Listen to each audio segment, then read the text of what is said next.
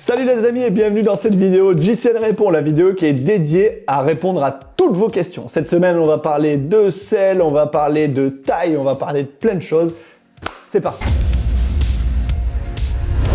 Salut à toutes et à tous, on va commencer sans plus attendre avec une première question de Crackstar qui nous dit « Salut les gars, vos vidéos sont super cool, merci à toi. J'aurais une question, je suis tombé récemment et moi qui étais assez agile, maintenant je ne suis plus aussi à l'aise. Est-ce que vous auriez un conseil ?» Eh bien écoute, tout dépend si tu parles d'agilité, d'une perte d'agilité physique ou mentale, dans le sens où une chute ça laisse des traces, des fois physiquement, des fois mentalement, des fois les deux. Donc si c'est mental, j'ai envie de te dire qu'il faut laisser le temps au temps, il faut que tu reprennes confiance petit à petit. Si tu es tombé en descente par exemple, il faudra, c'est comme tout, aller en refaire et progressivement reprendre un petit peu confiance. Si c'était au milieu d'un peloton, c'est pareil. Plus tu vas rerouler au milieu du peloton et plus tu reprendras confiance. Et si c'est physique, c'est pareil, soigne tes plaies, éventuellement fais des étirements pour reprendre un petit peu de souplesse et d'agilité sur le vélo. Voilà, on espère que tu reprendras toute ton agilité. Mais le maître mot, c'est le temps, Loïc. Est-ce que tu veux ajouter quelque chose ? Je suis assez d'accord avec toi, Flo. Mais moi, j'ai une théorie, c'est dès que tu tombes, il faut vite remonter sur ton vélo et repartir. Bon, si tu peux, évidemment, hein, si tu t'es cassé les deux fémurs, ça va être compliqué. Mais dès que tu tombes, tu remontes sur ton vélo, tu repars. Et après, voilà, il faut laisser le temps au temps, il faut y aller progressivement. Ouais, la question suivante, du coup, c'est Sandro Ferreira qui nous la pose et qui dit « Salut les copains ». Question qui me fait hésiter. Selon vous, plutôt une selle en carbone ou en synthétique ? Alors, je sais pas ce que tu veux dire par là, parce que synthétique, ça peut être plein de choses, mais je pense comprendre, est-ce que tu veux choisir une selle 100% carbone, donc une feuille de carbone, comme il en existe, ou bien, en gros, une selle rembourrée avec du gel, etc. C'est comme ça que je comprends ta question. J'ai envie de te dire, ça dépend un petit peu de ce que tu recherches avec ton vélo. Si tu veux absolument le poids à tout prix, tu peux t'orienter vers une feuille de carbone. Évidemment, c'est à déconseiller pour celles et ceux qui sont plutôt sensibles du derrière. C'est clairement pas les selles les plus confortables du marché, mais lorsqu'on a une machine ultra légère comme celle de Loïc par exemple, ça peut avoir du sens. Et d'ailleurs, ça tente à démontrer, puisqu'il y a des coureurs qui courent avec des selles comme ça tout au long de la saison, que le plus important dans une selle, c'est bel et bien la forme et non pas la texture ou empiler les couches de gel, puisqu'il y a bien des coureurs qui arrivent à être à l'aise là-dessus et à pas avoir de douleur. Toi, t'en penses quoi, Loïc ? Voilà, c'est ce que j'allais dire. De toute façon, le plus important dans une selle, c'est la forme. Il faut trouver la forme qui vous convient. Et après, petit à petit, déjà, vous allez vous habituer à avoir une selle plus ou moins rigide. Et ça fera largement l'affaire, hein. J'ai longtemps couru avec des selles carbone simples, sans mousse, sans rembourrage. Je passe à la question suivante, Flo. Permets-moi d'ajouter juste une chose, Loïc, pour aller plus loin. Si jamais vous avez plus de questions sur la selle, je vous rappelle, si vous l'avez peut-être pas encore vu, on a fait une vidéo dédiée avec Loïc sur comment choisir sa selle. Donc on en parle plus longuement, n'hésitez pas à aller la voir ou la revoir. Vas-y, je t'en prie, Loïc. Non, t'as envie de parler, vas-y, parle. Ok, mais tu répondras à la question alors. La question suivante, du coup, c'est Monsieur McLuvin qui nous la pose. Il dit « Hello les BG, est-ce que vous allez intégrer une fille à l'équipe d'ici peu ? Ça semble indispensable. » Vas-y Loïc, réponds. En vrai, Flo, oui, Flo, tout le monde, on a envie d'intégrer une fille, clairement, on y pense, mais c'est pas nous qui sommes décisionnaires de tout. Donc on a fait venir Juliette une fois dans un show, c'est avec Florian. Florian avait interagi avec Juliette. Pourquoi pas, après dites-nous si vous voulez voir plus de vidéos avec elle ou pas, ou voilà. Mais à vos commentaires, on est carrément friands de ça. Loïc, tu pourrais dire qu'on a déjà intégré une fille à notre équipe, hein. C'est le cas, puisque mais elle est pas face cam. Oui, elle n'est pas face caméra pour l'instant, mais elle fait partie de l'équipe, elle contribue allègrement au contenu qu'on produit. Mais la prochaine étape, en effet, ce sera pourquoi pas d'avoir une présentatrice. Sachez qu'on y pense, voilà, il faut que la chaîne continue à grossir pour qu'on puisse se le permettre, entre guillemets, mais c'est dans les cartons. Question suivante, Loïc, je te la laisse. Alors, question suivante de Lord Dangma, qui nous demande comment peut-on devenir directeur sportif en termes d'études ou autre métier du vélo, hors mécanique et divers. C'est bon, ça parle d'études, c'est pour toi, ça. Forcément tu me la laisses. C'est pour toi, ça parle d'études. Oui. Et alors, moi j'ai le bac à laver, j'ai le bac à rincer, j'ai le bac à ranger mes chaussettes et mes slips. Tu vois, j'en ai plein des bacs déjà. Et on a vu que récemment d'ailleurs que dans le bac à sable, t'étais pas si mauvais. Hein. T'étais pas si mauvais, on a vu ça dans le challenge avec JCN en espagnol. Mais oui, j'ai eu mon bac, oui monsieur. T'as eu mention bien là. Ah non, j'ai eu mon bac mention arrête tout, va faire du vélo. Mais je l'ai eu, c'est déjà pas mal. Du coup, pour répondre à la question, pour devenir directeur sportif, il faut a priori un brevet d'État. Donc ça peut être un brevet d'État d'éducateur sportif, mention cyclisme, ou aujourd'hui il y a également un diplôme d'État supérieur de la jeunesse et de l'éducation populaire et du sport qui existe avec une mention cyclisme. Évidemment, pour en arriver là, on peut déjà passer par les étapes intermédiaires qui sont celles de rejoindre un club, être pourquoi pas bénévole, puis éducateur, puis passer un peu toutes les étapes, puisque la meilleure des formations, tu me contrediras pas Loïc, c'est quand même le terrain. Et il y a aussi des passerelles évidemment pour celles et ceux qui étudient en STAPS. Éventuellement, ça c'est d'un point de vue diplôme. Loïc, dis-nous comment on fait pour devenir plus les autres métiers du vélo, par exemple cuisinier, masseur, assistant, tout ça. Ça en général c'est des anciens coursiers. Après, si tu veux être, on va dire masseur, assistant, soit tu es un ancien coursier, tu fais des stages de massage sportif, ou alors tu es directement kiné ou kiné ostéopathe, et là tu décides de t'orienter vers la course, vers le vélo, et tu te fais embaucher dans les équipes. Les cuisiniers, il y en a encore pas tant que ça chez les pros, il y en a de plus en plus bien évidemment, mais là c'est pareil, il faut se dédier à une équipe, ou alors il faut être là juste sur les courses, faut être cuisinier de profession, ni plus ni moins. Il faut connaître quand même très bien la diététique, parce qu'un cycliste ça mange pas pareil que le poteau yo-yo ou moi-même. Tout simplement déjà. Du coup Flo, je vais quand même passer à la question suivante, qui nous vient de Maxile, qui nous dit « Salut les gars, je voulais savoir si le vélo fait vraiment la différence en course, surtout chez les jeunes. Parce que j'ai pu remarquer que très souvent, ce sont des personnes avec des vélos à plus de 2000 € qui vont chercher la win. Ah, tu le sais, ils vont chercher la victoire. » Écoute Florian, moi j'ai envie de dire oui et non. Déjà on a fait une vidéo qui compare un vélo ultra basique à la machine de guerre ultime. Donc déjà ça te donnera un ordre d'idée sur la performance que tu peux perdre par rapport à un vélo ouf. Mais selon moi, dans les jeunes catégories, c'est pas ça qui fait tout. C'est vraiment le physique avant tout et le travail. Déjà, je sais que chez les jeunes, j'avais pas des vélos de folie au début et ça m'a pas empêché d'avoir des bons classements et de progresser régulièrement.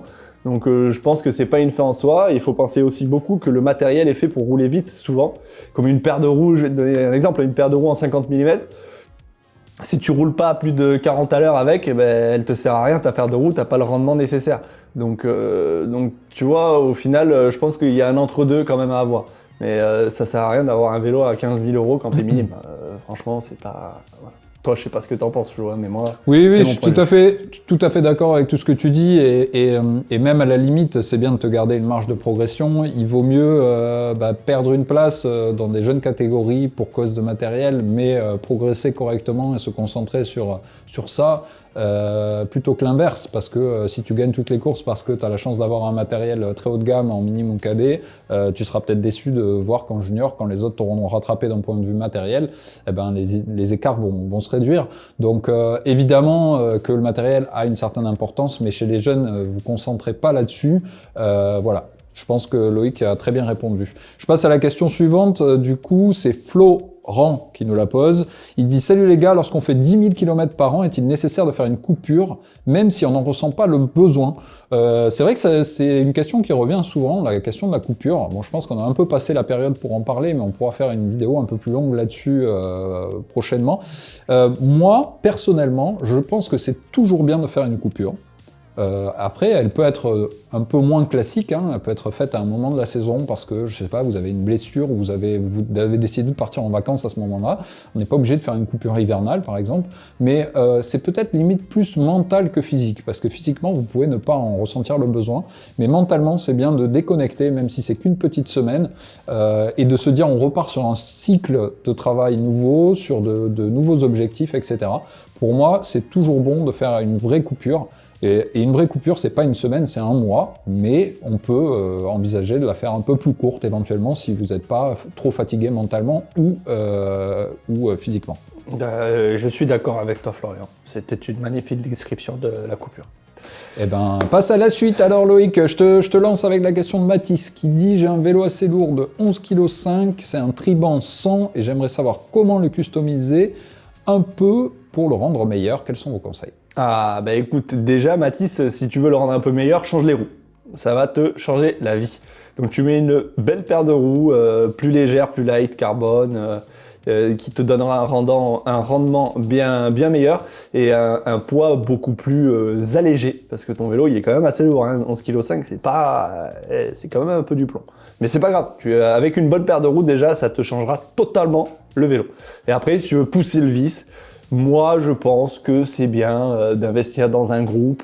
Mais bon, ça va commencer à monter pas mal en budget et dans ce cas, autant changer de vélo, quoi. Donc si tu veux garder ton vélo, déjà une bonne paire de roues et ça sera amplement suffisant. Rien à ajouter, Loïc, si ce n'est que tu as raison et que la paire de roues, l'avantage, c'est que lorsque tu vas avoir le budget pour changer de vélo, eh bien, tu pourras la conserver et tu pourras revendre ton triban avec ses roues d'origine. Donc, très bon conseil. Question suivante, quel développement utilisent les pros? Bah tiens, je vais te laisser répondre, Loïc, tu es quand même le plus qualifié pour y répondre. Alors quel développement? Et ça dépend beaucoup des coureurs, hein. On a vu des Tony Martin qui roulent régulièrement avec des plateaux en 56, voilà, parce que les mecs ils aiment la bracasse. Moi personnellement j'avais un 54-11 toute l'année, voilà, je roulais avec un plateau de 54, je préférais.